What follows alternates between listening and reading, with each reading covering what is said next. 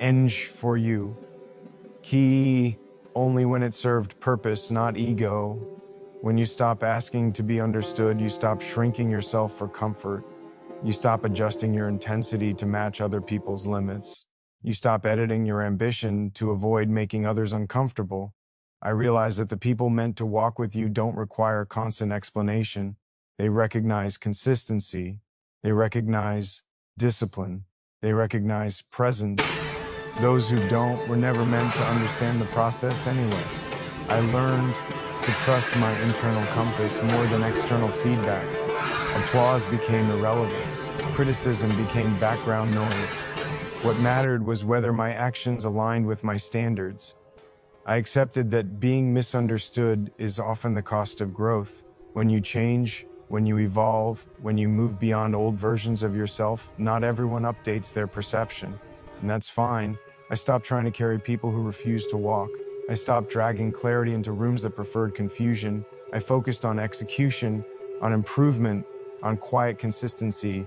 The more I worked, the less I talked. The more I built, the less I explained. I understood that progress doesn't need witnesses. It needs commitment. I stopped seeking validation and started respecting my own discipline. That shift changed everything. I moved with calm instead of urgency. I listened more than I spoke. I observed patterns instead of reacting to moments. I learned that when your life speaks clearly, words become optional. I let results introduce me. I let preparation answer questions. I let time correct misconceptions. There is a deep freedom in not needing to be understood. It removes the pressure to perform. It removes the fear of judgment. It allows you to move at your own pace in your own way without interruption. I chose depth over display, substance over noise, direction over debate, and in doing so, I found a clarity that doesn't waver when opinions shift, because I stopped asking to be understood and started trusting the path I was already walking. Discipline replaced motivation when I understood that feelings are unreliable, but standards are not. Motivation comes and goes without warning. It rises with excitement and disappears under pressure. Discipline stays. It doesn't ask how you feel. It asks what needs to be done. I stopped waiting to feel ready. I stopped waiting to feel inspired. I built routines that functioned even when energy was low and confidence was quiet. Discipline taught me structure. Wake up, show up, execute, repeat. Not because it felt good, but because it was necessary. Over time, repetition built rhythm. Rhythm built momentum. Momentum built belief. I learned that progress is rarely dramatic. It's subtle. It's unglamorous. It's doing the same thing correctly long after the novelty fades. Discipline removed negotiation from my day. There was no internal debate about whether to work or rest. The decision had already been made by the standard I set. That removed friction. That saved time. That protected focus. I noticed how discipline simplified my life. Fewer excuses, fewer emotional swings, fewer wasted hours. I trained myself to act regardless of mood. On good days, discipline kept me grounded. On bad days, it carried me forward. Motivation would have abandoned me in those moments. Discipline did not. I stopped romanticizing effort and started respecting consistency. I learned that discipline is not punishment, it's protection. It protects your goals from your emotions. It protects your future from your present comfort. It creates boundaries that keep you moving forward when distraction tries to pull you sideways. Discipline sharpened my self-respect. Every time I kept a promise to myself, trust grew. Confidence followed. Not the loud kind, but the quiet kind that doesn't need reassurance. I became less reactive, less impulsive, more deliberate. Discipline slowed me down enough to be precise. It taught me timing. It taught me restraint. It taught me to wait when rushing would have caused mistakes.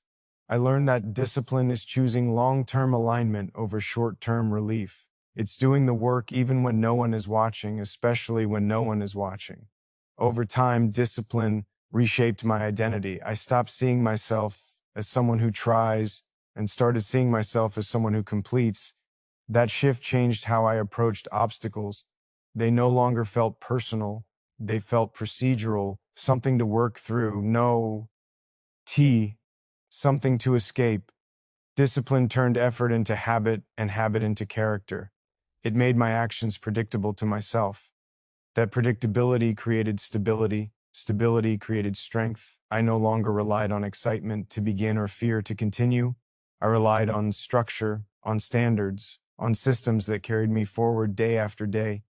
Discipline didn't make the path easier, it made me steadier. It allowed me to move through resistance without emotional collapse. It kept me aligned when distractions multiplied. It anchored me when motivation faded. And now, when challenges appear, I don't wait for a feeling to respond. I follow the standard I set because discipline replaced motivation, and what replaces emotion with structure becomes unbreakable. I no longer chase, I arrive, because chasing keeps you dependent on distance and arrival comes from alignment. There was a time when I ran after outcomes, after recognition, after moments I thought would complete me. The faster I moved, the further they seemed. Chasing made me reactive, it made me impatient. It kept my focus outside of myself. I learned that when you chase, you give power to what you pursue.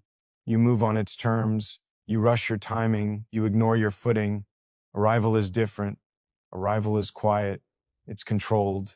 It happens when preparation meets opportunity and neither feels rushed.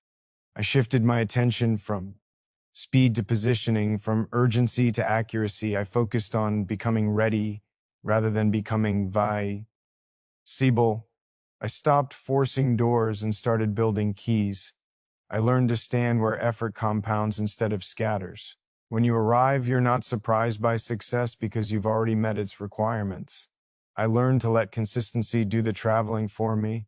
Day by day, repetition closed the distance without drama. I stopped announcing my intentions and started executing them. I stopped comparing timelines and started respecting process.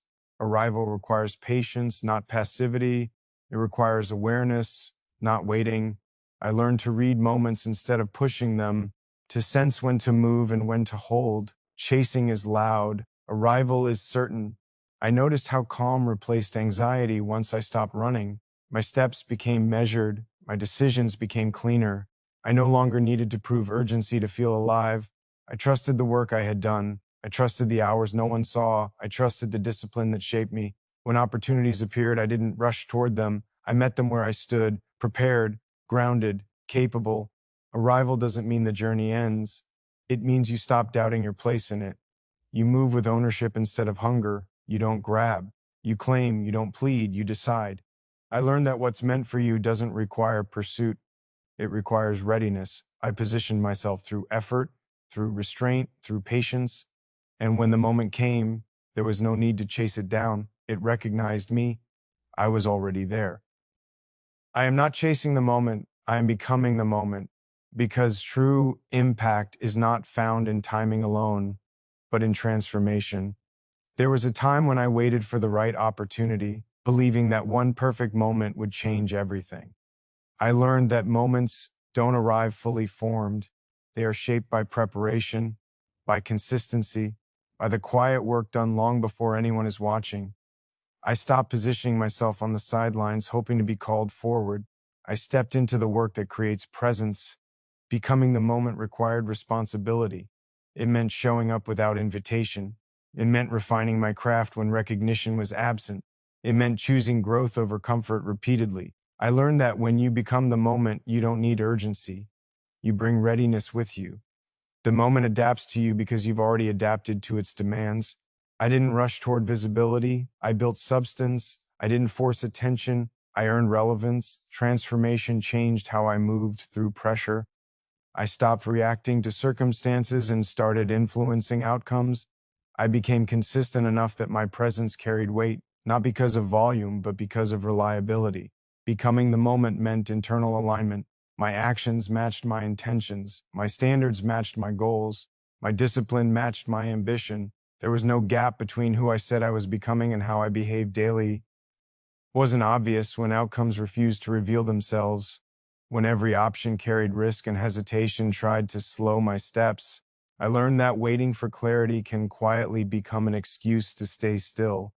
Progress doesn't always announce itself with confidence. Sometimes it begins with a decision made in doubt. I accepted that uncertainty is part of growth, not a sign to stop. I trusted movement over hesitation. Each step forward revealed something the last step could not.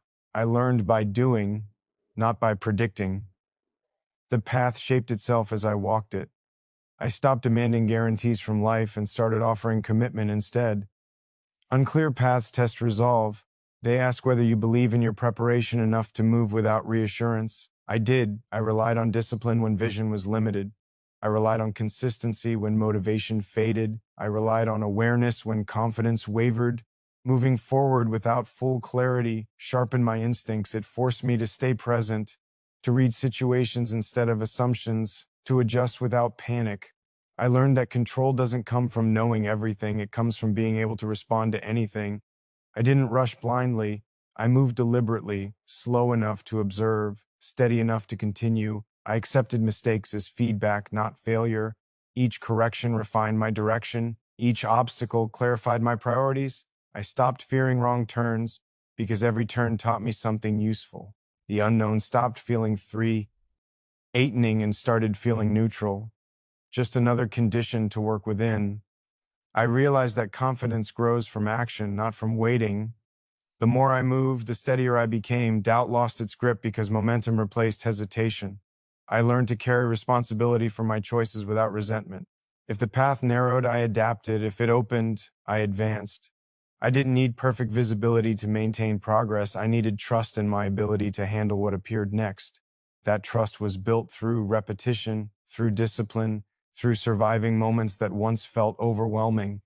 I no longer pause because I can't see the entire road. I focus on the next step I can take with intention. Forward movement created its own clarity. It revealed strength I hadn't tested yet. It exposed weaknesses I could improve. It taught me patience under uncertainty. I didn't wait for fear to disappear. I moved with it under control. I didn't demand assurance. I created readiness. The path doesn't need to be clear for progress to happen. It needs commitment. And I kept moving, grounded, focused, adaptable, trusting that direction becomes visible to those who refuse to stand. Still, he didn't arrive angry. I arrived ready, because anger burns fast and leaves you empty, while readiness is built slowly and stays with you.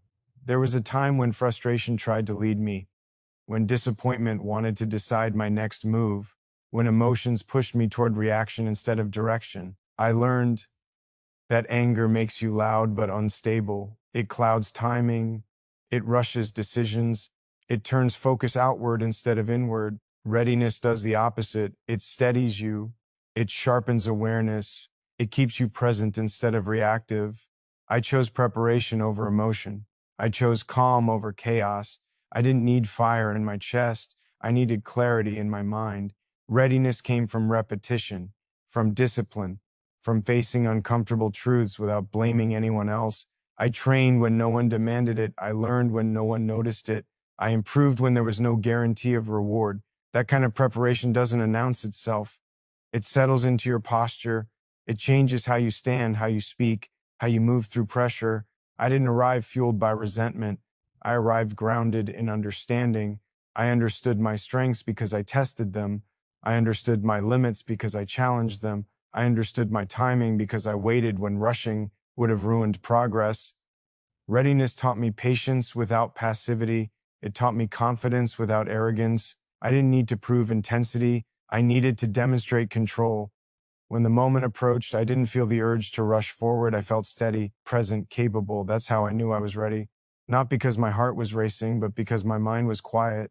I trusted my preparation more than my emotions. I trusted the work I had done in silence. I trusted the discipline that shaped my habits. Anger would have demanded immediate action. Readiness allowed me to choose the right action. I wasn't reacting to the past. I was responding to the moment in front of me. I had already processed the setbacks. I had already accepted the losses. I had already learned the lessons. There was nothing left to prove through emotion. Everything left to do required execution. Readiness meant I could adapt without panic, adjust without frustration, continue without hesitation. I didn't need adrenaline to feel alive. I needed alignment to feel confident.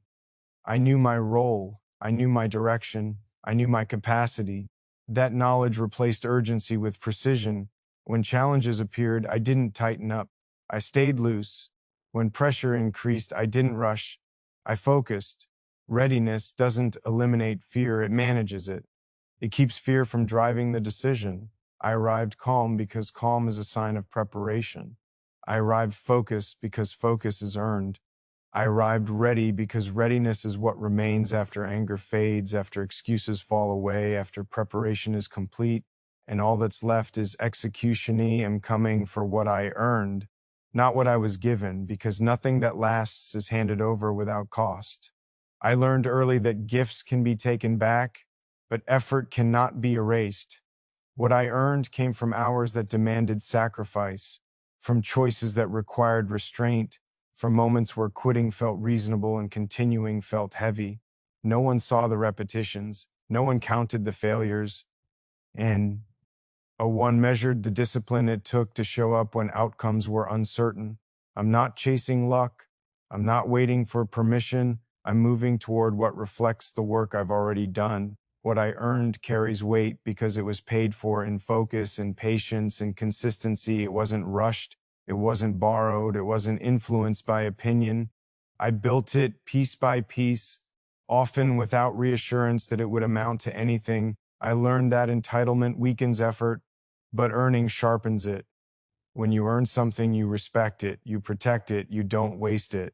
I stopped asking for shortcuts and started accepting the cost.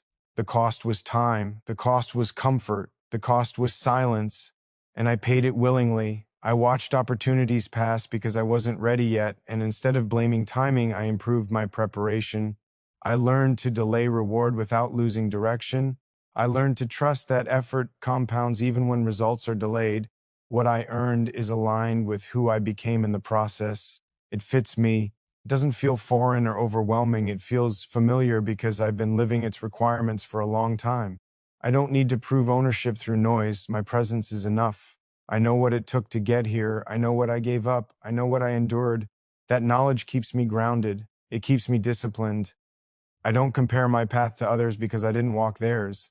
I walked mine, step by step, quietly, deliberately. I'm not oming with expectation. I'm coming with readiness. I'm not asking to be chosen. I already chose myself. What I earn doesn't depend on approval. It depends on alignment. And I stayed aligned even when doubt tried to redirect me. I accepted slow progress without resentment. I accepted resistance without complaint. I accepted responsibility without excuses. I became accountable to my own standard. That standard didn't bend when motivation faded. It didn't lower when pressure increased. It stayed firm. And because of that, I stand firm. I don't arrive empty-handed. I arrive carrying proof in discipline, proof in consistency, proof in restraint. I'm not here to claim what was never mine. I'm here to step into what I built over time, what reflects my effort, my patience, my resolve, because I am coming for what I earned, not what I was given. This is not revenge. This is resolve. And there is a clear difference between reacting to the past and committing to the future. Revenge looks backward. It feeds on memory. It stays tied to wounds that never fully close. Resolve looks forward. It's calm. It's deliberate. It doesn't need an audience. I learned that carrying anger is heavy work. It drains focus. It clouds judgment. It keeps you attached to moments that should have already passed. Resolve releases that weight. It takes the lesson without carrying the bitterness. I didn't move forward to prove anyone wrong. I moved forward because standing still was no longer an option. Resolve is quiet confidence built on repetition, not emotion. It doesn't rise and fall with moods. It stays steady under pressure. I stopped measuring my progress against those who doubted me. I measured it against my own standard.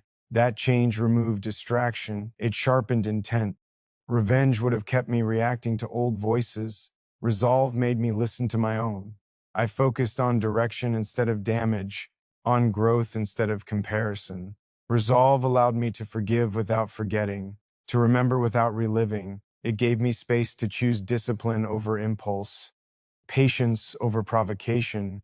I learned that strength doesn't need to announce itself. It shows up on time. It stays consistent. It finishes what it starts.